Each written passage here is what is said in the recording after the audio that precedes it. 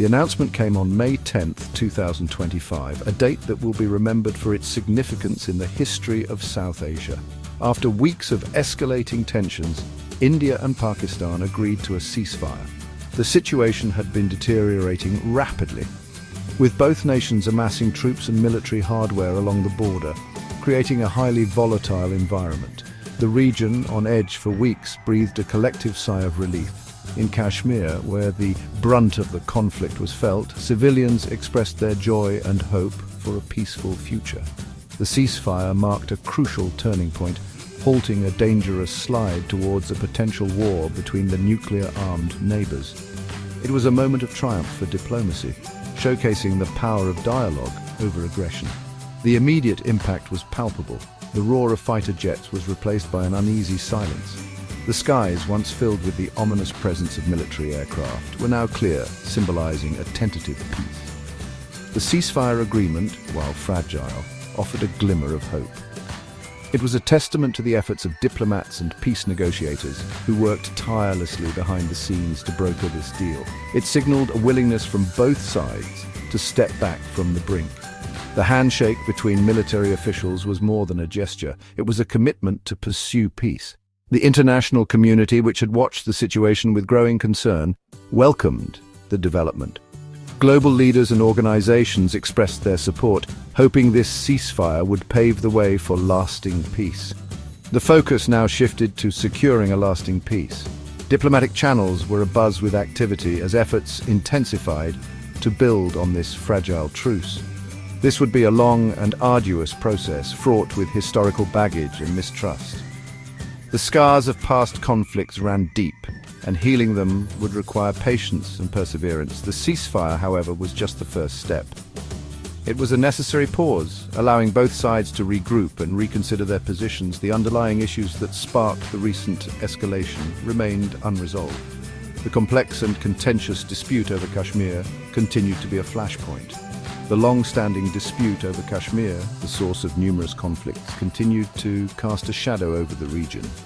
The historical grievances and territorial claims were deeply entrenched. The path to peace would require addressing these deep-rooted issues. It would involve not just political negotiations, but also building trust and understanding between the people of both nations. The world watched, cautiously optimistic, as India and Pakistan took this tentative step towards peace.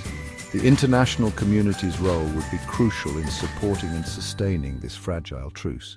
The ceasefire was a victory, albeit a fragile one, for diplomacy and dialogue over conflict and war. It was a reminder that even in the darkest times, hope and peace could prevail.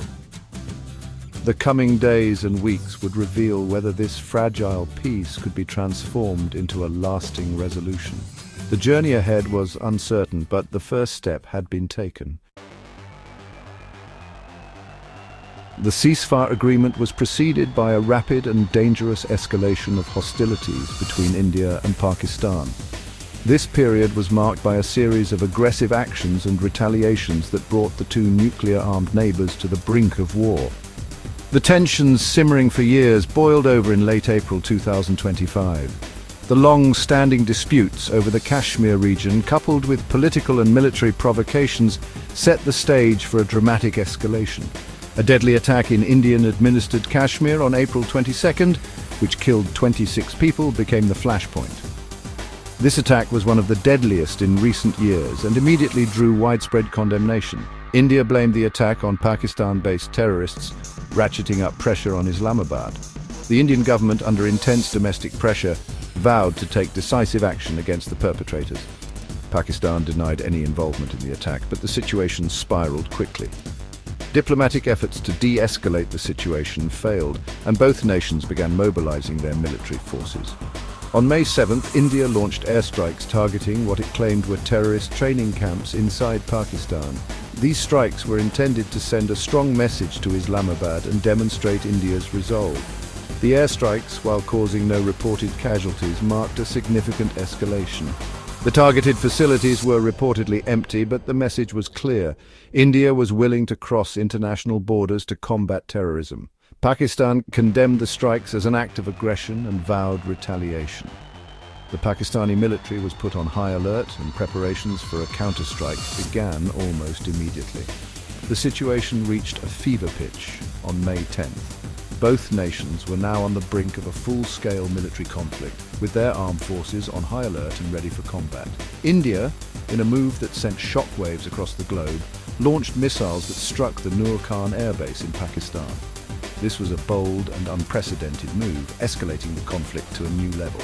This airbase, located near the city of Rawalpindi, is also home to Pakistan's nuclear planning headquarters. The strike on such a sensitive location was seen as a direct challenge to Pakistan's military capabilities. The missile strike, unprecedented in its scope and target, brought the two countries perilously close to war. The international community watched with bated breath as the situation continued to deteriorate. Pakistan responded with retaliatory airstrikes on Indian military installations.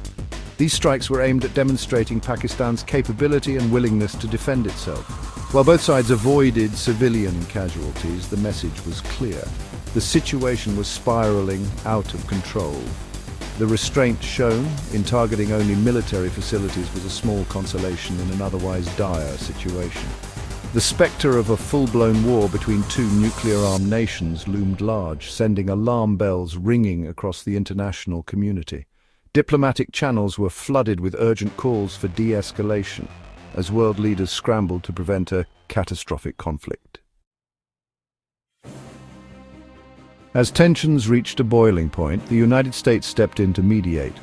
U.S. Secretary of State Marco Rubio and Vice President J.D. Vance spearheaded the diplomatic effort. Their involvement proved critical in pulling India and Pakistan back from the brink of war. Rubio and Vance engaged in a flurry of phone calls with their Indian and Pakistani counterparts. They urged restraint and emphasized the need for de-escalation. The American diplomats worked tirelessly, shuttling between phone calls and consultations to find common ground. The U.S., leveraging its close ties with both India and Pakistan, played the role of mediator effectively. They understood the sensitivities and historical baggage involved in the conflict. This nuanced understanding allowed them to navigate the complexities of the situation and facilitate dialogue. The efforts of Rubio and Vance, along with the diplomatic push from other world leaders, ultimately paved the way for the ceasefire agreement. Their role highlighted the critical importance of international mediation in resolving such volatile conflicts. Section 4. Diverging Narratives. U.S. Involvement in Question. While the United States played a crucial role in the ceasefire, the narrative surrounding its involvement differed significantly between India and Pakistan. Pakistan publicly acknowledged and thanked the U.S. for its mediation efforts. They lauded the role of Rubio and Vance in de-escalating the situation. On the other hand, India downplayed the U.S. involvement. While acknowledging the communication with American officials, India insisted that the ceasefire was a result of direct talks between New Delhi and Islamabad. Indian officials emphasized their commitment to resolving issues bilaterally. This divergence in narratives highlighted the delicate nature of the situation. Both India and Pakistan were wary of appearing to be influenced by external pressure, particularly from the United States. This reflected the complex geopolitical realities of the region. Despite the differing narratives, the U.S. involvement was undeniably crucial in achieving the ceasefire. It underscored the importance of a neutral third party in mediating complex and volatile conflicts. The ceasefire, regardless of who takes credit, offered a much-needed respite and a chance for diplomacy to prevail. Section 5. A global stage: international pressure for peace. The India-Pakistan crisis transcended the regional stage, drawing concern and condemnation from the international community. The conflict, which had deep historical roots and complex geopolitical implications, quickly became a focal point for global diplomacy. The spectre of a conflict between two nuclear-armed nations sent ripples of anxiety across the globe. The potential for a nuclear confrontation was not just a regional threat, but a global one, raising alarms in capitals around the world. This prompted a wave of diplomatic efforts from world leaders and international organizations. High-level meetings, urgent phone calls, and emergency sessions were convened to address the escalating situation. China, a close ally of Pakistan, urged both sides to exercise restraint. Beijing's involvement was crucial given its strategic interest in the region and its influence over Islamabad. Beijing emphasized the need for dialogue and a peaceful resolution to the conflict. Chinese officials worked behind the scenes to mediate and reduce tensions, highlighting their role as a key player in regional stability. Saudi Arabia and the UAE, both influential players in the Muslim world, echoed these sentiments and called for de-escalation.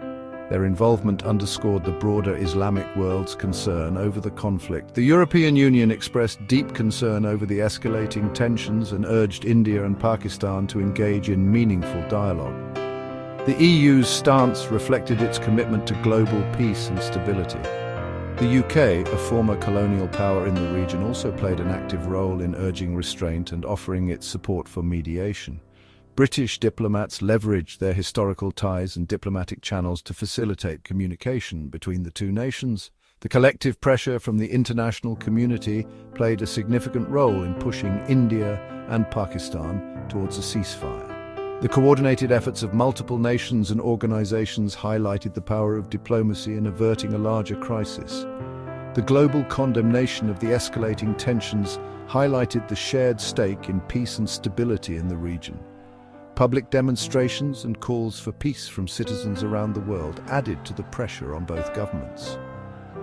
The India-Pakistan crisis served as a stark reminder of the interconnectedness of global security and the importance of multilateral diplomacy in resolving conflicts. The international community's response underscored the need for continued vigilance and cooperation in maintaining global peace.